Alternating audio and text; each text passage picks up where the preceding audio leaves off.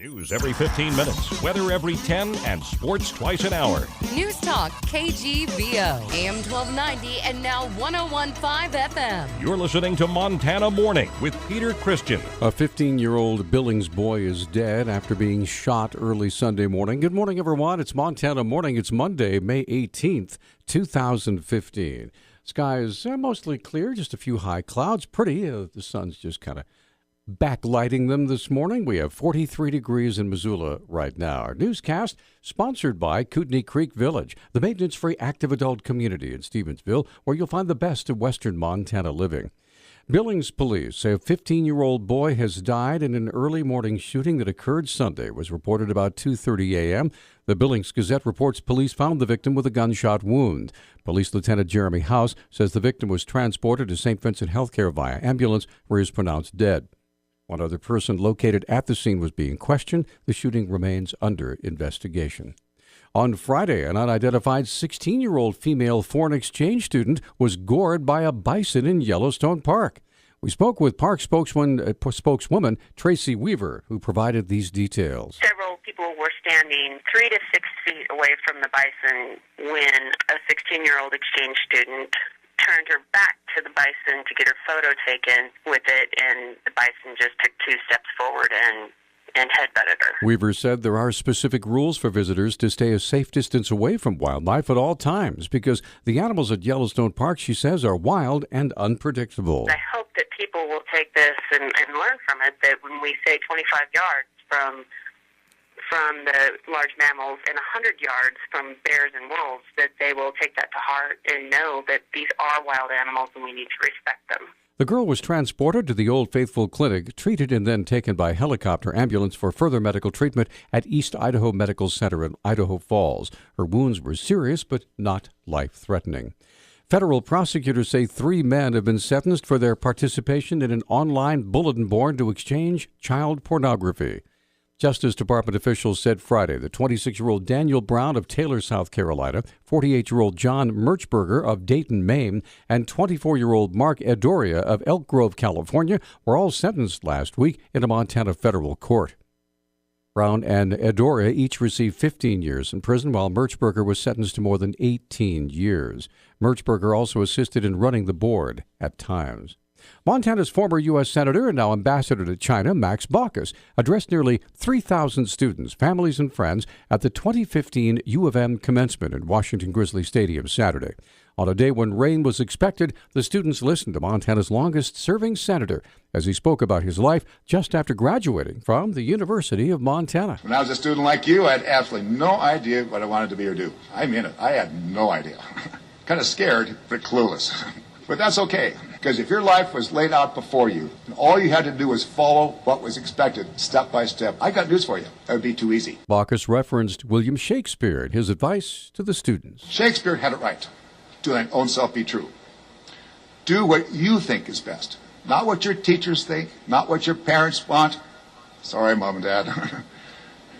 Or your girlfriend or boyfriend or your boss. You do what you think is best for you. He encouraged the students to learn from each other, help each other, and to learn to live through the various blizzards of life, the loss of a loved one or a job, and to pick up and begin again, to listen to the voice inside your head and follow your dreams. By the way, you can hear a portion of that address on our website at newstalkkgvo.com.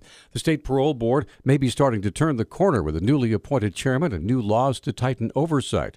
Governor Steve Bullock named Helena attorney Mark Staples as chairman back on May 8th. He replaces Mike McKee, who resigned amid complaints by inmates and families that decisions were inconsistent or too strict.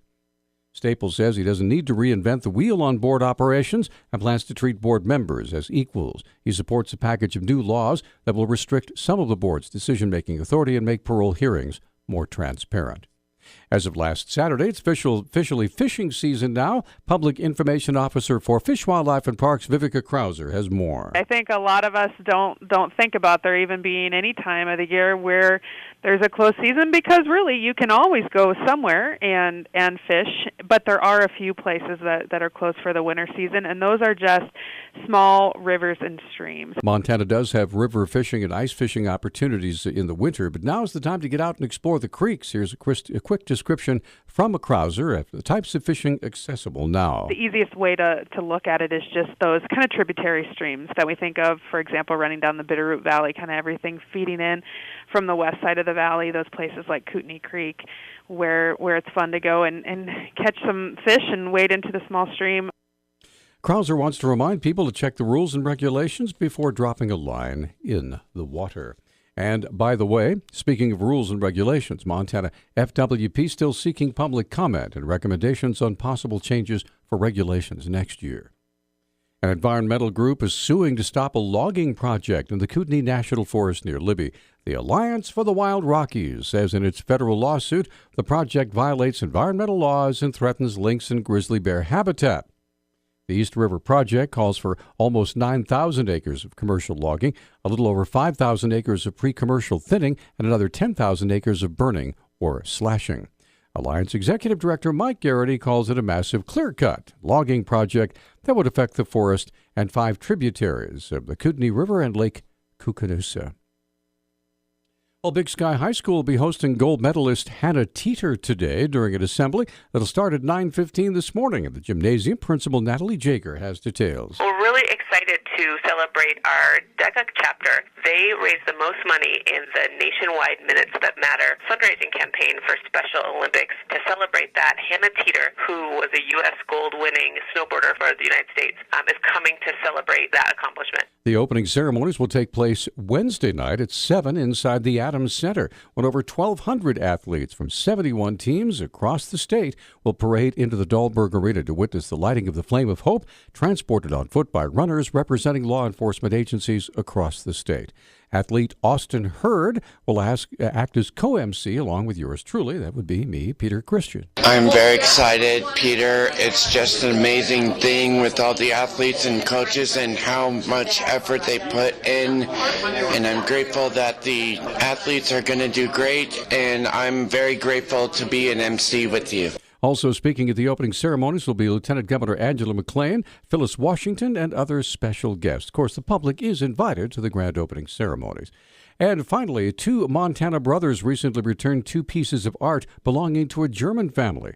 Randy Holland of Livingston and his brother Michael of Great Falls traveled to Washington, D.C. earlier this month to attend an art restitution ceremony hosted by the U.S. State Department. Their aunt purchased them, not knowing they were stolen in post-World War II Germany. He says it was simply the proper thing to do. News Talk time now is 6:12. News Talk, KGVO. Missoula's official weather station. Should be a relatively calm day around the Missoula area. A mixture of clouds and sunshine. We will quickly warm up into the upper 60s as we head into the afternoon. I'm meteorologist Mac Ray for KECI 13, your first alert station.